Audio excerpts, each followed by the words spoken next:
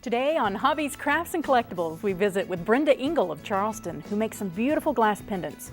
I have a feeling some of these just might melt your heart. Next on Hobbies, Crafts, and Collectibles.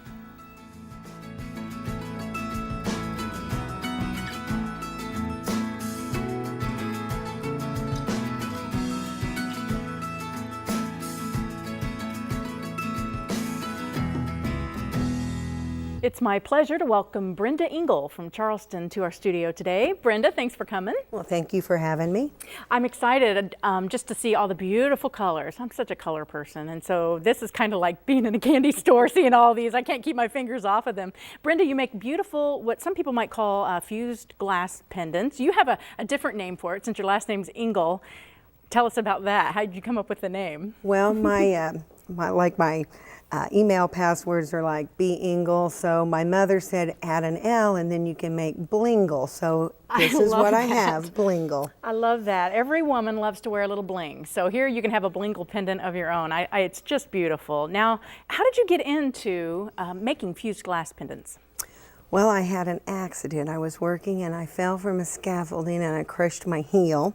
Oh my. And so I was in a wheelchair and on crutches for about 4 years, going through different surgeries. And so in the meantime, my mother had moved back from Florida and I moved in with her, and she was doing stained glass. So I could get my wheelchair up to her table, and she taught me to do stained glass. And I started out actually doing stained glass. And I can still do that. I still have a lot of equipment to make nice stained glass panels, but it's a lot of work and it's a lot of, this is instant gratification. In one night I can run a couple of sets of jewelry through. Sure, and a stained glass project may take weeks to yes, complete. It does. Yeah. It does. And then I went to like the garden stones, and those were really nice for a while, make things for people for their hearths. But I really like this because it gives you something to wear. It's something I can give out as gifts to anybody, anytime. I might not have money, but I've always got glass at my house. And then Christmas gifts come along. I donate a lot of this stuff to charities, the charities that I believe in. That is so great. First of all, I want to be on your gift list. But Okay. I want to be her friend. I want to be her friend. But you have such a heart, especially for kids. I know you work in social services, and there's a lot of different events that come up, benefits, and you are always more than willing to donate items for that cause. And I just think that is wonderful. So thank you for doing that and having a big heart. We love you already. Well, that's good.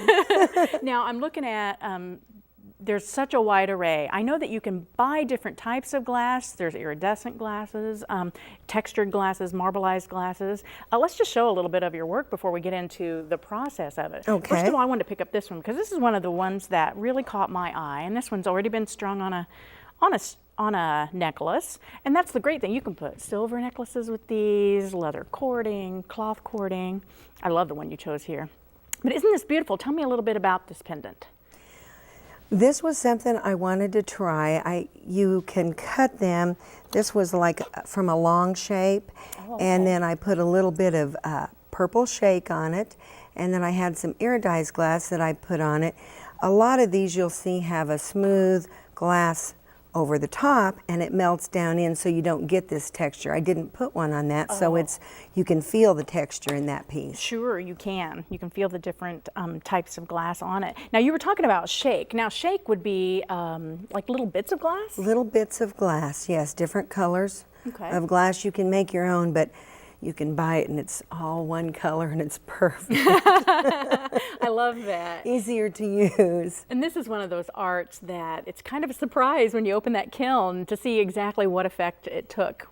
It is because, well, we have one here someplace where I put the glass over the top and you can see it slumped over to the side, but it still turned out to be kind was It is very cool. So that wasn't an intended technique. No. Huh? Kind of slid off in the smelting process. Oh, I love it though. It's really cool. It looks like almost like a bell shape there. I like that. And then there's also, you can actually take glass shapes, like this would be a ladybug, and you placed it on top of a nugget, Gotcha. actually, a glass nugget.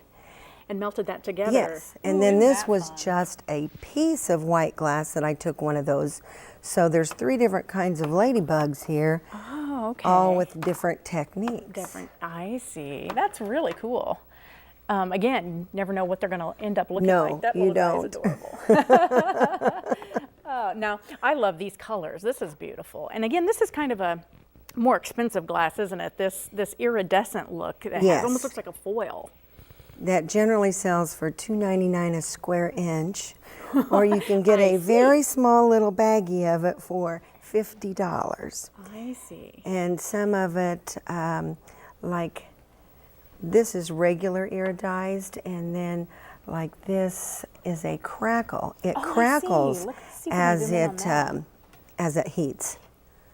So see the crackling effect in there. There's all types of glass. I mean, really, honestly, options are limitless, and every Yes. piece is going to come out one of a kind. Exactly. And They're I love all that about it, unique. too. Me too. Because you never get 2 exactly the same. And you can try and you can get them close if you were trying to do earrings, but they're not ever going to be exactly the same. Sure. Let's zoom in on a couple of these over here that I kind of chose to highlight a little bit. This one is beautiful. This has various types of the iridescent glass and crackling. Even a little bit, it looks almost like a glittery type of look to it, but this one's just stunning. Isn't that pretty? Now, a lot of these are more of an abstract. Have you ever tried to do like a specific shape and you know, like say a heart or something like that? Does it ever? I have, and some of them turn out great and some of them turn out not so great.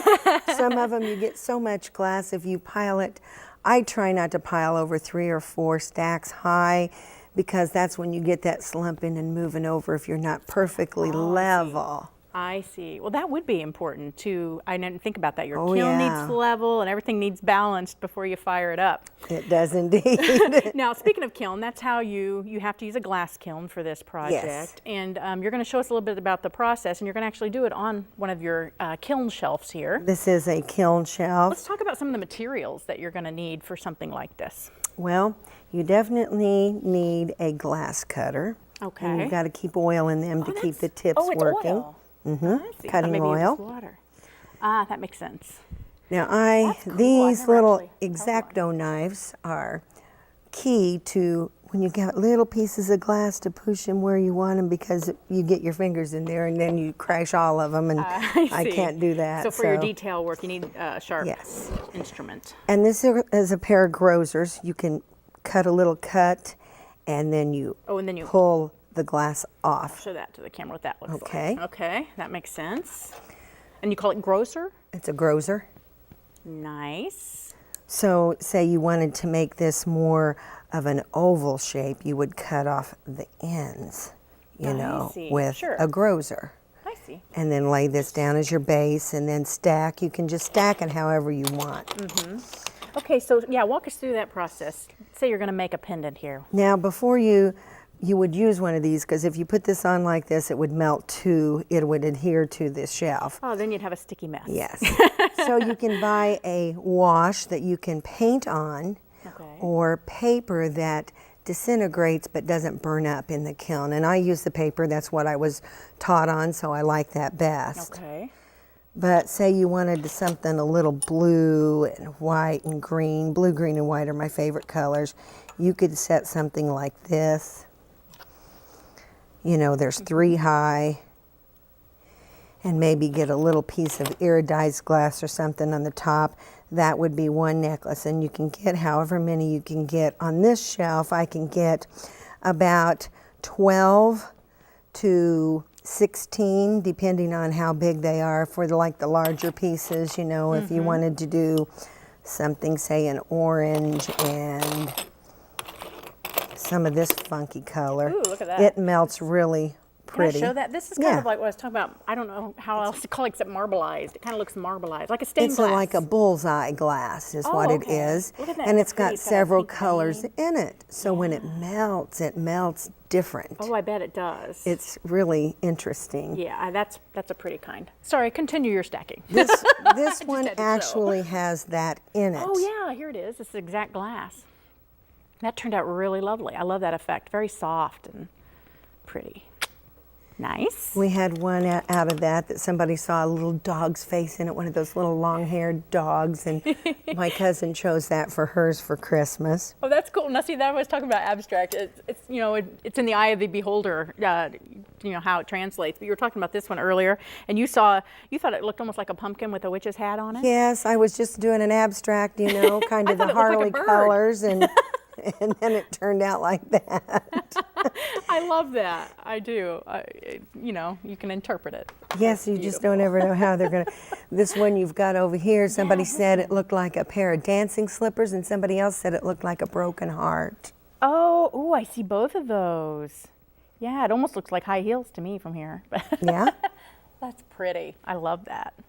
Very fun. And so then, how long would you have to actually put them in the kiln for to get that effect? When you put the shelf in, my old kiln, I've got a new one, I haven't really tested it out much. You want to get it up to between 1500 degrees and 1900 degrees. Oh, okay. And then immediately shut it off, and you want to cool it down to 500 degrees before you take the top off and let it start cooling, or you can get really bad cracked. And no, I'm not. My first few loads, I had several cracked because I couldn't wait to get them out, and I'd take them off before they were. Sure. So now I'm waiting patiently now. Good girl. But it's around 18 to 21 minutes that you heat it up for, then you cool it down, and that's about an hour and a half, 2 hours to get back down to 500 degrees. Okay. And you can lift them off. I have a metal spatula that I lift them off and lay them on a cookie sheet there with where the kiln's at, so it's still kind of warm, gets a little warm so it doesn't cool down or crack too bad. Understood. Now, when they come out, then, is there anything else you have to do, the actual glass, coating it or buffing it or anything? What I do is after it's completely cooled, and you can decide how you want the bale to go on. Like this one looked almost like it should go like this. Oh, I see. But I wanted it to go the other way, kind of like a shark tooth. Right, so it could have been this way. Yes, it could have. Your artistic eye said, no, we're doing it this way. Yeah. Yeah, I like that. It does look like a shark tooth. That it does, kind of.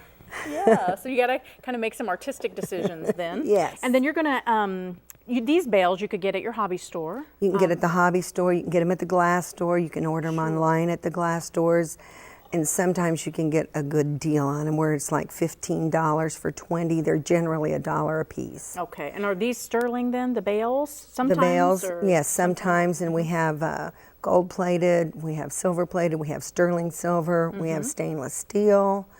It really depends on the look that you want. Sure. And then I use this, you can get it at Walmart, 527 glue to put the bales on. And all the ones that I made last year are still stuck together. Still doing good. Yes. This is sort of like an epoxy then. Yes, it is. Okay. And it's And you want something that's going to be for glass and metal. it is, yes, definitely. And this doesn't like immediately adhere, so you've got a little wiggle room with time. So if it's not quite where you want it, you can move it a little bit. You still have time to do that. Okay. So Very nice. Well, this is very beautiful. What would you say your favorite is to work with, or your favorite technique? Maybe a pendant you've made here that you just love. The one I'm wearing I really like, and it was just, you know, one of those accidental things that turned out better than I thought. But I was trying to not do this, but I have like 5 or 6 at home that go with all of my work shirts, so Sure. I've kept those. But see, I love that. You can say, oh, I got a new shirt. What can I make to go with it, right? You can just customize your wardrobe and your jewelry. I love that. That's awesome. And like you said, in an evening, you could have a new piece. Oh yeah, definitely.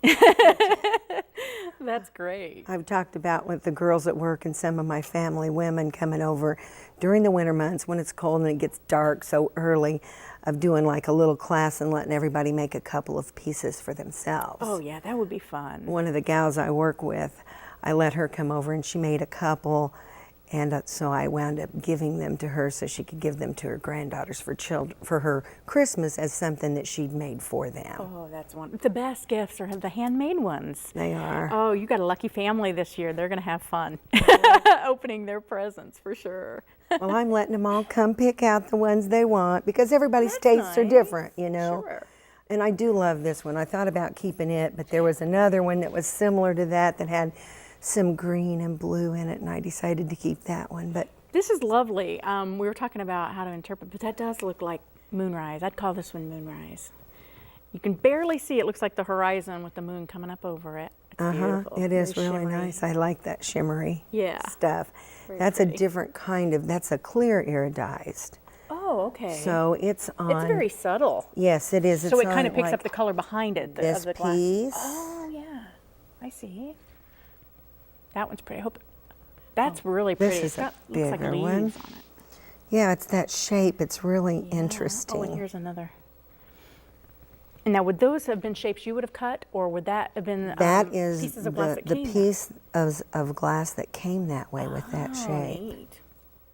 So Very it's pretty. it's really So you could even do big and bold. I mean, I love this piece. This one, they'll see you coming in this one. yes, they will. Look at all call the that colors. big primary colors. I love it. Now, what would you encourage our women out there, or young men, shoot, anyone, young artists, to try this? What's great about this type of project?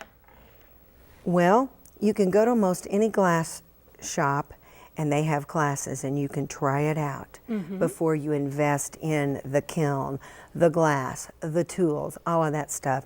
I had the tools because I was doing stained glass. I didn't have the kiln, and we went to, they have a sale at our favorite Decatur shop, and they had a glass kiln for $290, and usually they're about $500 to $800 for one. Oh, sure. So it is quite a big investment if you're going to do this yourself in your own So you should do studio. classes first to see if it's really something that's right up your alley. That's great advice. Yeah. I think so. Now I'm going to go online and see what classes I can find.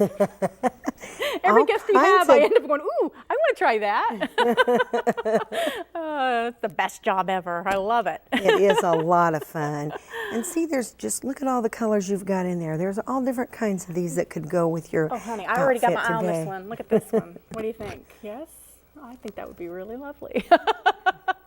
I love teals. Now see, I think this would be lovely Oh, that would be good. with your browns in there. Yeah. Very nice. Well, I might just have to get me some blingle. What do you think?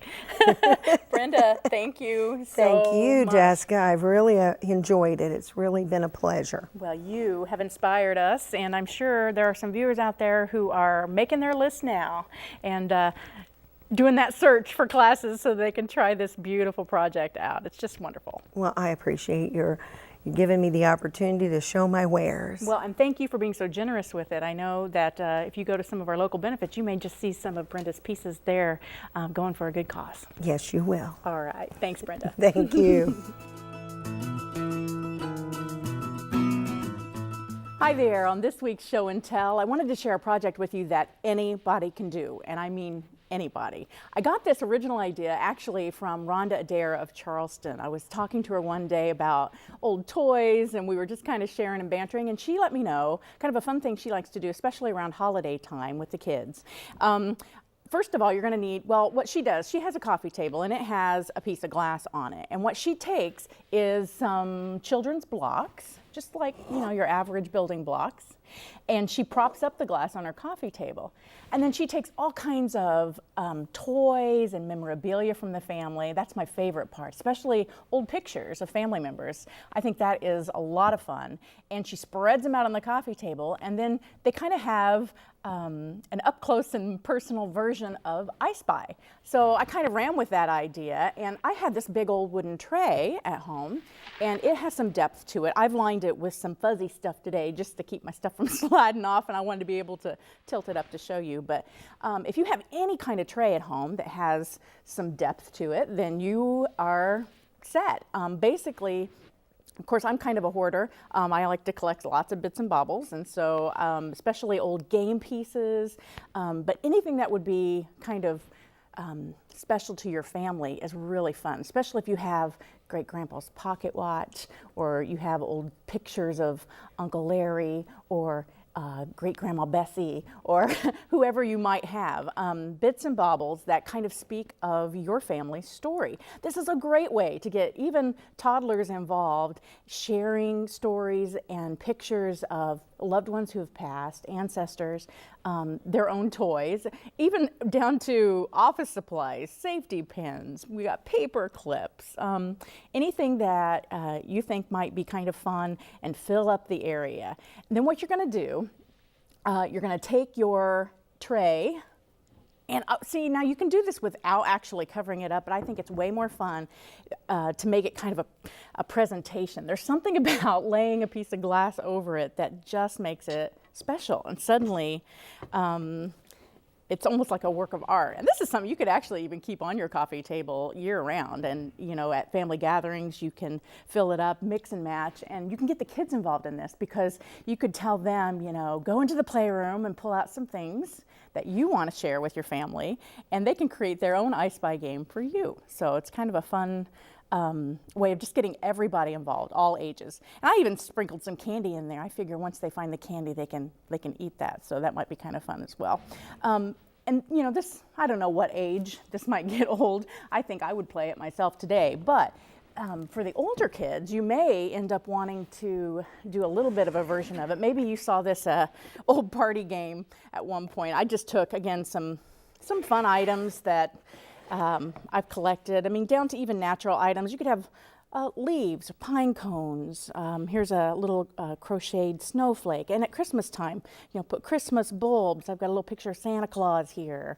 They're just a whole lot. The options are endless. They just need to be able to fit. But what I've done then is just taken the items and spread them out, and you're going to want some kind of cover. Now, it doesn't have to be fancy. This is just a little plastic food tray that I had. It could be a cookie sheet and a dish towel. Anything that you can fill up, and then you're going to want to cover it up. And this is cool because you can all take turns doing this, going around the table and doing it. You fill it up, and then what you're going to need to do is just have some a watch or a little hourglass timer or something that you can time. Give everybody a pad of paper and a pencil, and then you're just going to take the cover off for 30 seconds. Count down the 30 seconds, let everybody look at it, and tell everybody they can't write anything down yet. You got to wait, and then cover it back up. And then you just say, okay, write down as many things as you can remember that you saw on this tray. And it becomes a fun competition. People are just scribbling away. It's so much fun. And this is great for older kids. Maybe they think, oh, I Spy, come on, Mom, I'm not 5. But this is fun. You can do this with teenagers, and they really end up, they might call it lame at first, but trust me, they're having a good time. And the best thing is, again, you can share about family stories. Did you know that Uncle Larry used to keep goats? In fact, he won a blue ribbon at the state fair almost every year. Maybe that's something you want to share with them, or maybe even have a salt and pepper shaker from one of your relatives. Pictures, maybe one of your ancestors smoked a pipe, and you can talk about how I always remember when I would walk into his den and it smelled like pipe smoke. And these are memories that you forget to pass down, you forget to share with your loved ones. And sometimes we get these, when our loved ones pass, we get these boxes of little bits and baubles and things, and they all speak to what their story was. And what a better way to share with your kids than to actually say, hey, here is something you may not know. And the cool thing is when you start hearing them tell each other, did you know that one time my grandpa went on a trip to Mexico and he got this is one of the coins he brought home from it, or whatever it might be. Or maybe you have a relative who's a cowboy, you can tell stories about that. Or somebody who served as a fireman, you can tell stories about that. The ideas are really limitless. And again, you're just going to need something, anything that can be carried around and covered up. And I know your wheels are turning. You can probably come up with all kinds of ideas for that. I actually like to take things that we brought home from trips. Maybe, like this was actually a piece of coral we found on the beach, a petrified coral. Or the shell, actually, one of the shells that my son picked up on our trip when we were fortunate enough to go to Mexico one year. These are all things that You can also relive family memories and keep them alive. And trust me, this is going to make your holiday gatherings especially rich. And interact with the generations. I think sometimes we tend to take, the kids are at the kid table and we have the parents eating pie in the living room and never the two shall meet.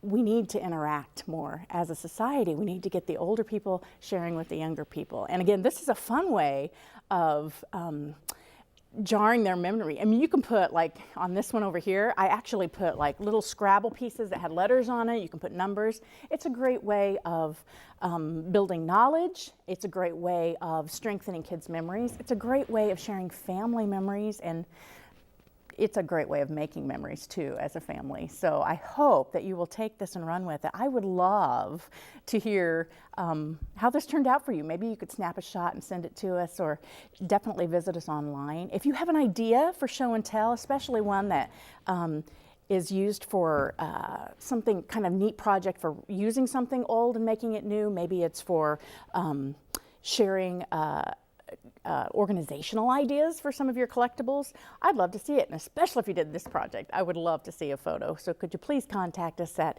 WEIU? We would love to hear from you. Thanks so much for watching Hobbies, Crafts, and Collectibles this week. We'll see you next time.